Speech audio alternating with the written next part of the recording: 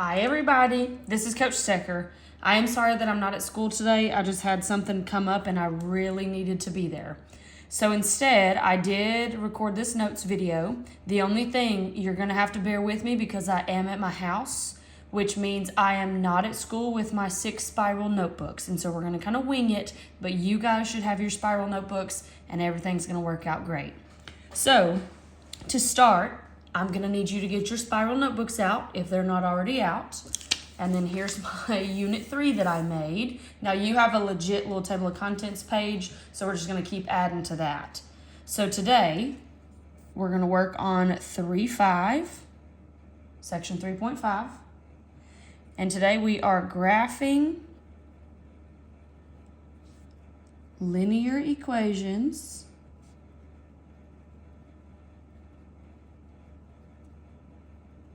in slope-intercept form.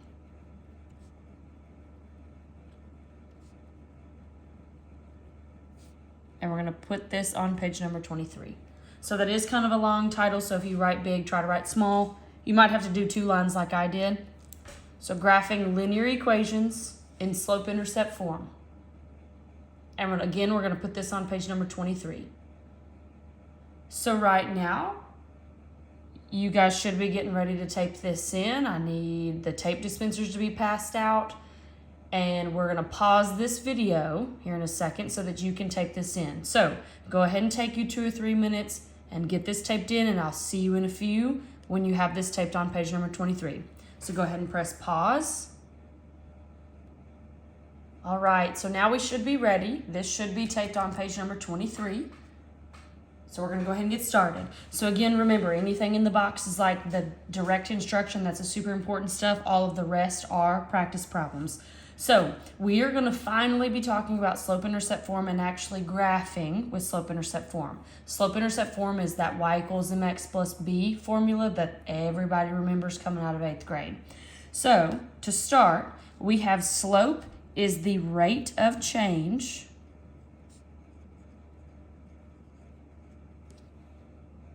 between any 2 points on a line. So rate of change, slope, they are the same thing. Now, when we talk about slope, we are talking about slope as it is the measure of the steepness of the line. So, the way that I explain steepness is when you guys are walking and you get to a hill and you're like, man, this is a really steep hill. That means that the hill is more upright like this, and it's going to take a little bit more energy to walk up that hill than if it was a flat hill like this. So that's what we're talking about when we talk about slope. So right here, I've got every straight line can be classified as having one of the following types of slope. So we have 4 options. These are all the options that you can have when you have a straight line on a graph. And so this one moves up and to the right. So if you're walking, remember we read a graph from left to right. This one has positive slope.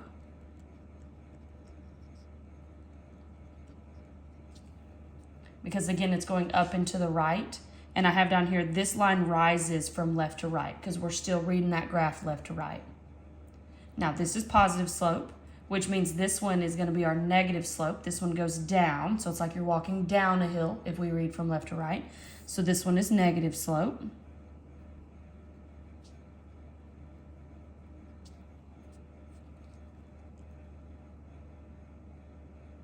Next up, we have this one. It just says this line is horizontal. This is a slope of 0. So slope of 0. So if we're talking about walking still, this is just a really flat piece of land, real easy to walk on. And then we have this option. It says this line is vertical. This is undefined slope.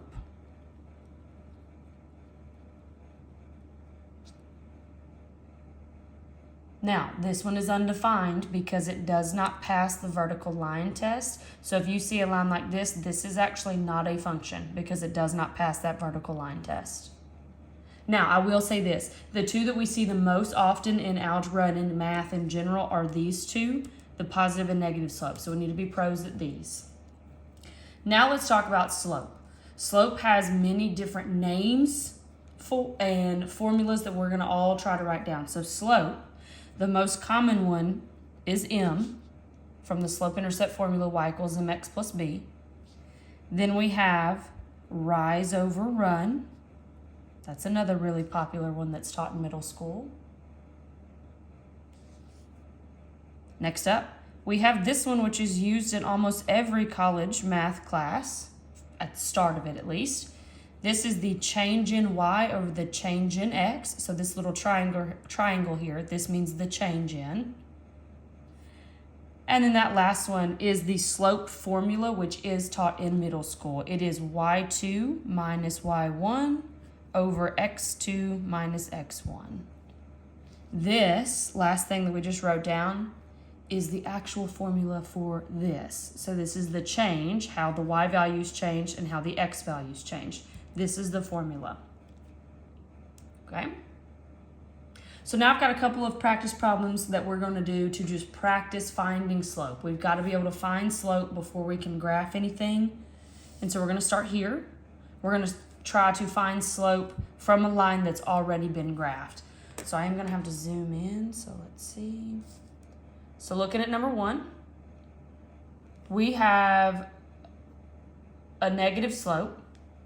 When you are finding slope from a line, you need to find 2 points where it goes through the corner of a box. And so when I'm looking at this, I'm going to use this one. And then I'm going to try to find a point that is really close to that, but it has to go through the corner of a box for it to work right. So we're going to go right here. I'm going to use that one. So these are the 2 that I'm going to use. And so now I like to make, I call it a rise over run triangle. And here's how you do it. So I grabbed a highlighter. You can just use your pencil. So a rise over run triangle is you start on your left dot because you still read a graph from left to right. So you need to start on your left dot. And you're going to draw a triangle to get you to that next dot. So you're going to rise, so that means move up or down to get on the same level. And then you're going to run however far you have to get on that next dot. When you do that, so here's what it looks like. It's just a little right triangle, goes along the boxes. Now we're going to count the spaces. If you move down like we did here, that's going to be a negative value. So this is -1. And then the run, since we ran to the right, that's going to be a positive value. Count the spaces and not the lines, because sometimes people count lines and they get 1 off. So this one is 1, 2, 3. So my run was 3. And so now, remember that slope, and we wrote it up here, is rise over run. So my rise was -1 and my run was 3. And that's it. So this is a little slope triangle, also called a rise over run triangle. But anytime you've got a graph that you are asked to identify the slope, this is how you need to do it. All right, let's try again.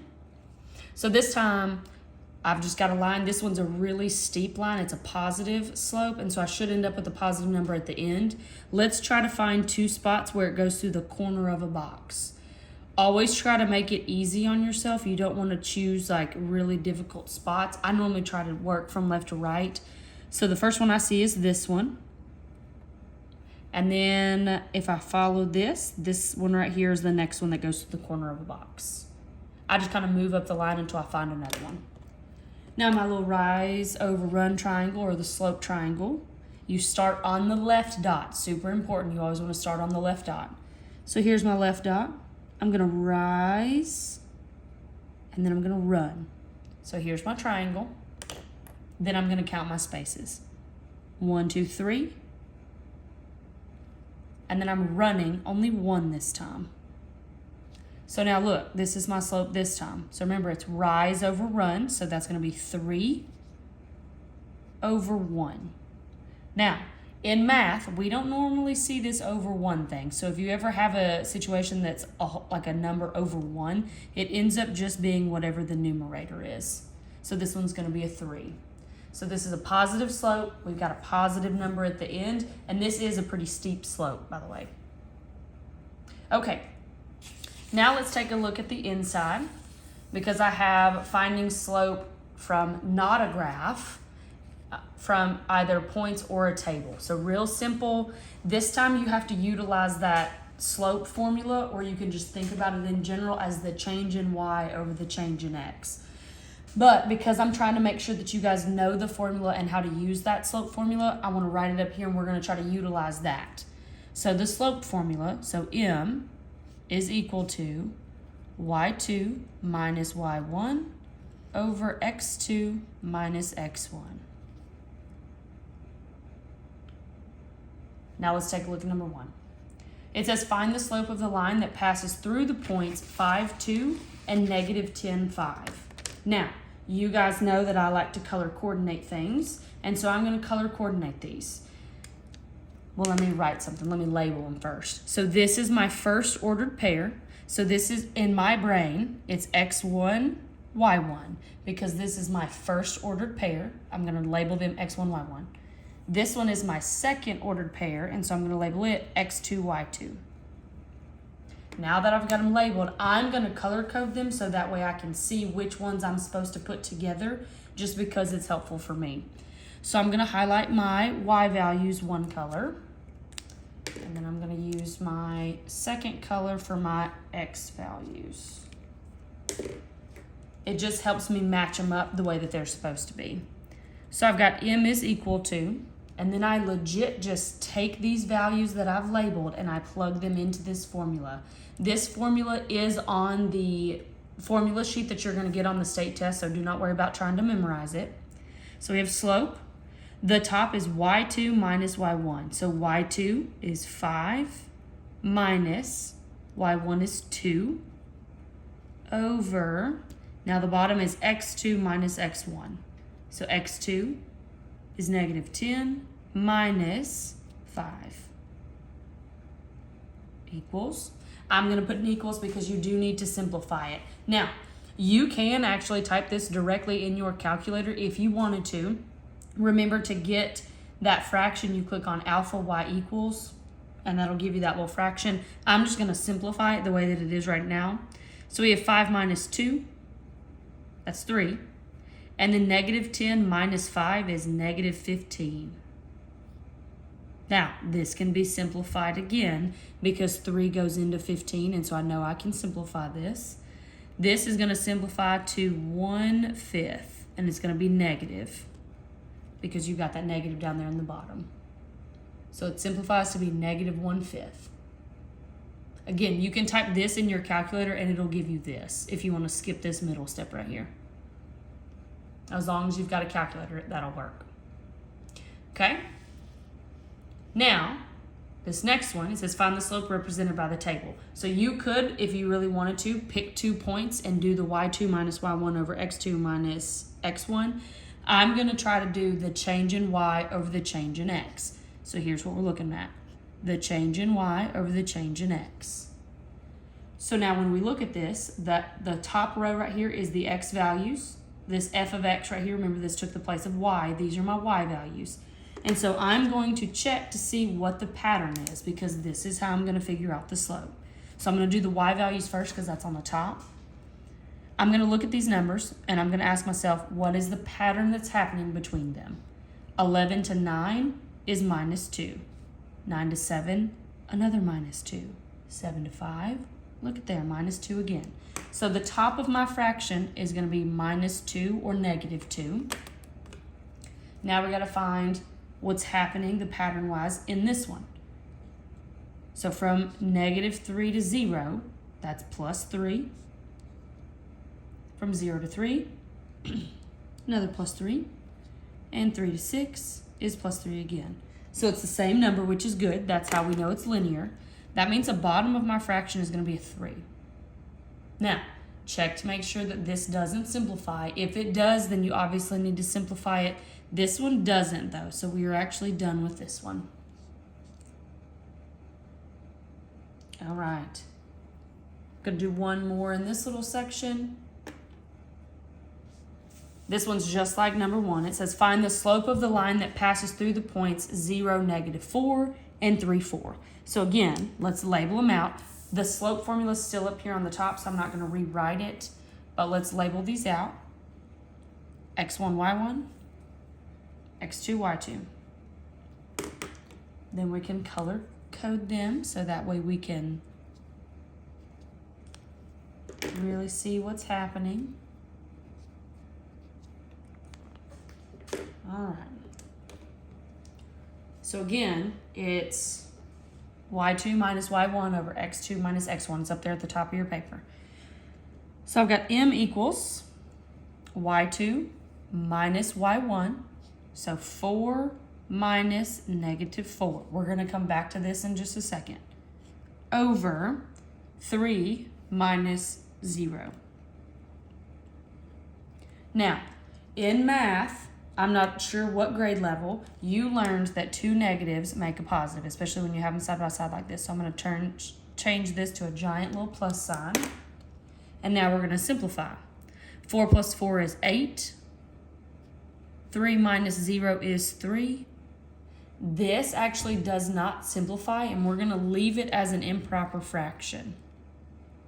Remember, I prefer the improper fractions. Please do not change them to mixed numbers. All right, and that is how you find slope. So we found it from a graph, just to refresh your brain. We found it from a graph by using the little slope triangles, the rise over run triangles. If you have 2 points, use the slope formula. Remember, that is given to you, so don't worry about memorizing it. If you have an XY table, just find the pattern here and make sure that you put the change in Y over the change in X. And there was another 2 ordered pairs. Now, let's practice identifying slopes and y-intercepts. And so I have this. This is slope-intercept form. So we had to have like a little mini lesson over slope before we could talk about the graphs and what they look like. So this is slope. This is slope-intercept form, first of all. Y equals mx plus b. This little m is slope, and this b is our y-intercept. And then here's our graph that shows where it crosses. Right here, sorry. We're going to look down here at these 3 questions where we are just identifying the slope and the y-intercept. So it should be pretty easy. This is your slope-intercept form. So where these numbers are, that's going to tell you which number is sitting in which letter spot. So really simple. So looking at this first one, this first one's already in slope-intercept form. It's y equals mx plus b, and so there's no work that we have to do beforehand. So we're just going to highlight and then list them. So this 3 is in that m spot, and then we have this -4 back here in that b spot. And so I have to just write that out. So it's going to say m is equal to 3, b is equal to -4. Now, the only thing that you have to be mindful of whenever you're listing out slope and y-intercept like this, whatever sign is in front of that number, you've got to make sure to take it with that number and not just leave it there, because this was a -4. All right, next one. Number 2, this still is in slope-intercept form, because if we're comparing this to this, we have y equals mx plus b, so it is in slope-intercept form. So again, I'm going to highlight my stuff. I'm going to highlight that negative, and I'm going to highlight this +7. Now, this negative is what trips people up normally. So I've got m and b. This is a -1. There's a little understood 1 to be right there. So this is going to be -1, and that's going to be a 7. A +7, so I do not need a negative symbol. And the final one. Now, when we're comparing slope-intercept form to this, it's not quite there. This is actually in something called standard form because the variables are in alphabetical order. We need to make this one look like this. It's an easy fix. 2 steps max. So if I wanted to try to get this, the whole goal is to get this y by itself, okay? Because we need this y equals mx plus b. So I'm trying to get that y by itself. So I'm going to add 5x. Add 5x. We've done a couple like this already. So I'm going to bring down that -y is equal to. These 2 I'm not allowed to combine together because that 2 does not have a variable on it. I'm going to go ahead and list that variable first because it puts it in mx plus b on this side. And so I'm going to list that variable first. Now, We just talked about that negative right there it's a 1, so it's a -1. You have to divide by that -1 because we need that y to be positive and by itself. So I'm going to divide by -1. When you divide by -1, the only thing that actually happens are the signs are going to change. So this is y equals -5x, and then this is a negative divided by negative, so it's going to be a positive. Now it's in slope-intercept form. We have y equals mx plus b, and I can highlight all my little numbers. So there's the m, here's the b, and now I'm going to list them out. So m is -5, b is +2. And there you go. So now you know how to identify slope and y-intercepts from the equation. And now I only have one more thing to show you, and that is actually graphing them. This is the thing that we have been slowly working towards. So I wrote out all the steps in case you have to ever look back at this, but I'm really hoping that you remember this from 8th grade. If not, there's just 4 steps and it's real straightforward. So as we work through these 4 steps, I'm going to also do this one to kind of model and show you how it actually works. So step number 1, make sure the equation is in slope-intercept form. So you look here and then you say in your brain, y equals mx plus b. If you say it and it matches, great. Step 1 is done. Step number 2 is identify and graph your blank, which is your b value. This is your y-intercept. We should already know what this is because we just did some work back in 3.2 over intercepts. So, looking at this, my y-intercept is this -2 right here. And so I'm going to plot a -2 on my y-axis. This is going to be my y-intercept. So that is the first dot that you put on your graph. You just put the dot on the y-axis wherever this number is. Step number 3, use the slope, which is your m value, to graph more points. And then I have in parentheses right here. Remember that slope is always rise over run. So rise over run. So now here's what I mean by that. This is our slope this time. We have a 1/3. So that means we're going to rise 1 and run 3. So from this dot right here, you always put your pencil on the dot that you put on there initially. So from this dot, I'm going to rise 1. So that's up 1, and then I'm going to run 3. Here's the thing. You should always be running, and I'm using quotation marks, you can't see them. You should always be running to the right when you start. Always run to the right. So we have up 1, right 3. I'm going to put me a dot. Another one. Up 1, right 3. Put me a dot. Now I've run out of graph. Here's what you do when that happens. You go back to the original dot that you put on there, that y-intercept, and you do the exact opposite. So if we went up 1, right 3, I'm going to go down 1 and left 3, and I'm going to put me a dot. Down 1 and left 3, put me a dot. And they're all in the same line. It is super important that when you initially start graphing the rise over run part, you are always moving to the right on the run part. And then the final step, it just says to draw a line connecting the points and add arrows at the end of each line. So we're going to connect these dots with a line and we're going to put some arrows on the end. Those arrows mean that it goes on forever. So do your best. Let's draw a straight line.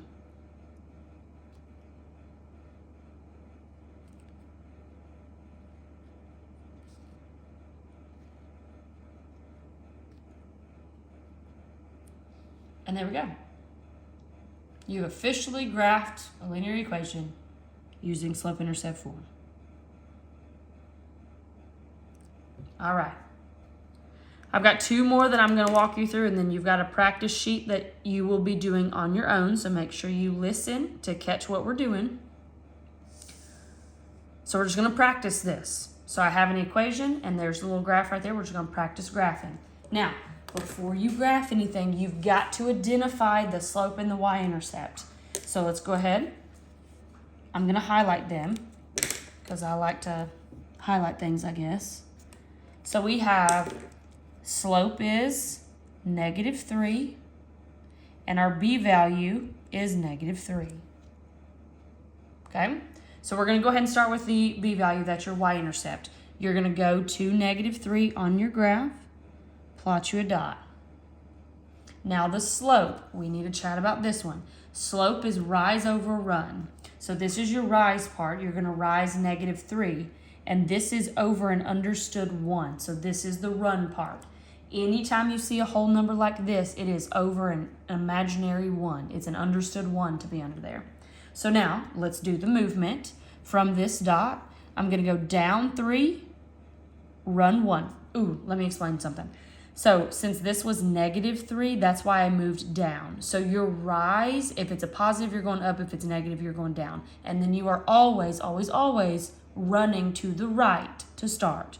So down 3, right 1. Put you a dot.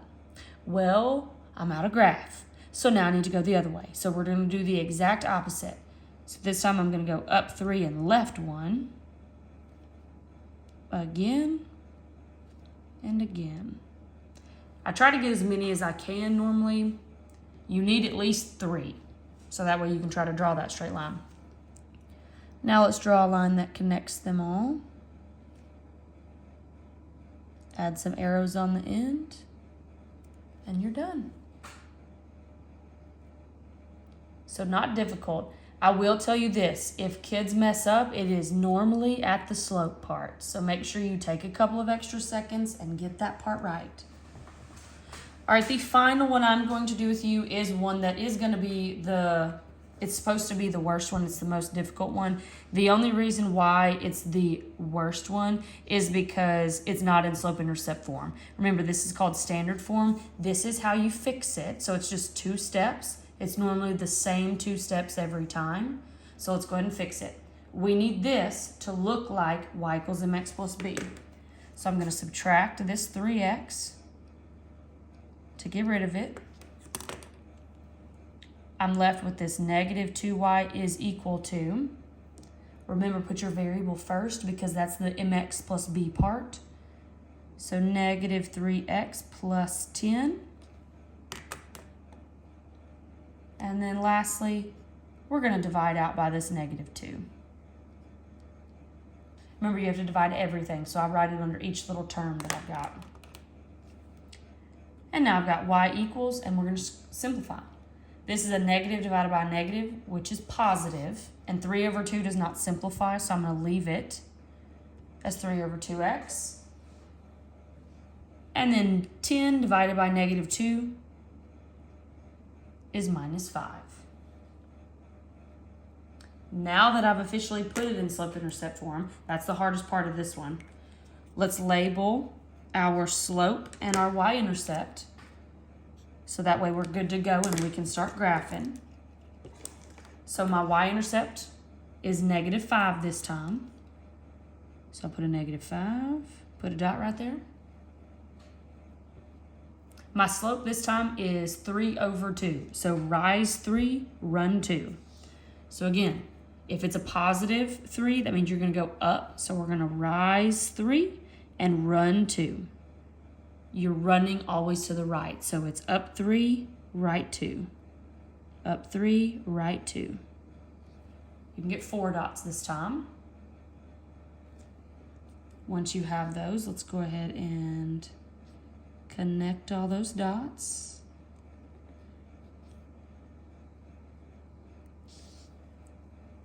And there you have it.